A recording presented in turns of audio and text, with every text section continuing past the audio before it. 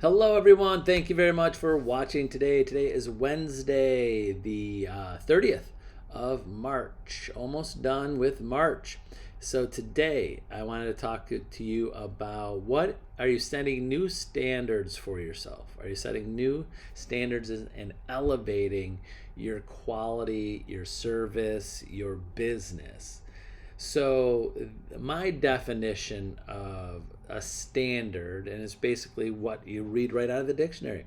So, a standard, but I added the word chosen. So, my definition of standard is a chosen and acceptable level of quality. So, a standard is chosen and acceptable level of quality. So, your standard, no matter if you made a conscious decision before you gave your service or did something or helped somebody, you have a standard. What is your standard? Your standard might be I have no standards. I just try to whip it together. That's not a good standard to have. But there should be more calculated things that you think about, and I'll give you a few examples with your business so you can elevate that. Example: communication. Communication. What is your standard in communicating with your buyers? A lot of times you just communicate, let it flow. What I mean by that is if they call me, I answer the questions. If I need to call them about something, I'll call them. It's kind of like a need. If I need to tell them something or they need to tell me something. And a lot of you might be watching this like, why? What's wrong with that? Well, what's wrong with that sometimes is when you have a buyer in this market, there might not be a new house on the market, and you've got to stay in touch with that buyer. That buyer's looking for a house.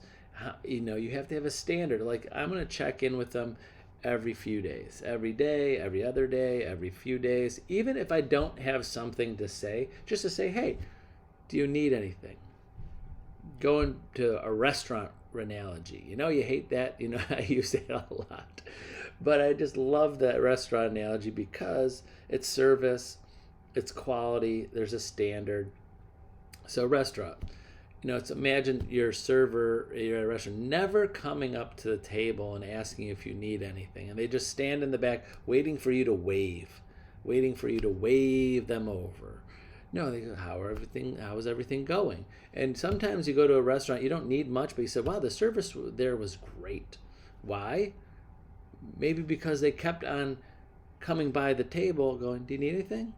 Can I help you with anything? No, we're good. And then you left there just like you would at any other restaurant, but that one had better service. The quality of service was better because they checked on you more often, but you didn't need anything. So that was the comparison. So I tell agents you have to connect, and then also with sellers. I mean, I know this market is crazy, and I keep on saying that because some listing agents, some especially newer agents that have been in the business, newer, less than 10 years. Not, I talk to agents like, well, I've been in the business 5 years. You're still new because you haven't seen everything in life yet, in real estate life. But I talk to my sellers all the time because you have things going on, showings, offers, inspections. You're always talking because there's things you need to tell them. There's going to be a time where you have a seller listing that doesn't have offers right away, doesn't have a ton of showings every day, and might sit for a few months. And you have to have a standard of service to how often are you going to check in with those sellers to let them know how things are going and what you're doing in the background for them to help market their property. So I could go on and on about like the quality of service, but how about closing? Now this is a big thing. I try to train agents is that how they close their transaction affects you. You're at the finish line. A lot of agents just say, let it roll with the dice. They let the title company call them. They let the mortgage company work it out between the title company and find out, saying that's up to the mortgage and title company. They'll call you. They'll set it up. Don't worry about it. And sometimes agents don't even get involved. And I know in different parts of Ohio, and a lot of agents don't even know this, in Ohio, and there's different ways of closing. In Northeast Ohio, we do escrow closings where they come a lot of times the agent's not present, just the buyer and or seller are signed separately. The title company come to their house, or they go to the title company, and soon there's more and more they're about to do signings electronically where you don't even have to go anywhere. But in other parts of the state, we have roundtable closings. The agent attends the closing, sits there in front of the title representative and their buyer and or seller. Sometimes the buyer and seller are in the same room, signing the same papers, and things are slid across the table. And I feel that roundtable closing, sometimes buyers, sellers feel that level of service is great. My agent is sitting with me at the finish line when I'm signing my papers. Now, a lot of agents watching this will be like, I don't have time for that. Well, the quality of service. How about this, the quality of service of just you being the quarterback? Being the quarterback. Don't wait for the title company to call them to find out when their closing is. Don't wait for the mortgage company to find out from the title company. Be in the center of it. So you are the one talking to your client, so they're not talking to 2-3 different people, you, them, this. You are the quarterback.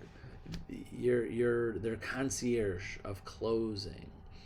That's another thing. Quality. What's your standard of closing? Just letting the title company and mortgage company work it out and find out how much money they have to bring to closing and where they have to wire it, and you let them handle it? Or are you in the middle too and helping make sure it goes smoothly? Because sometimes that mortgage company, that title company doesn't treat your client the way you want them to be treated, and it affects how they feel your standard is.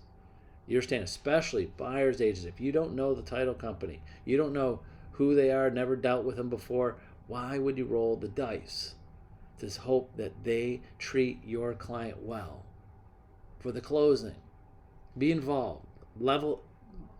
Increase your standard of what you are watching and what you're controlling and what you're seeing and how your buyers and sellers are getting the closing. But those are two examples. This is just a communication with your clients, your standards in closing and helping your buyers and sellers get to closing, and making sure, are you leaving it up to other people or are you taking control of that?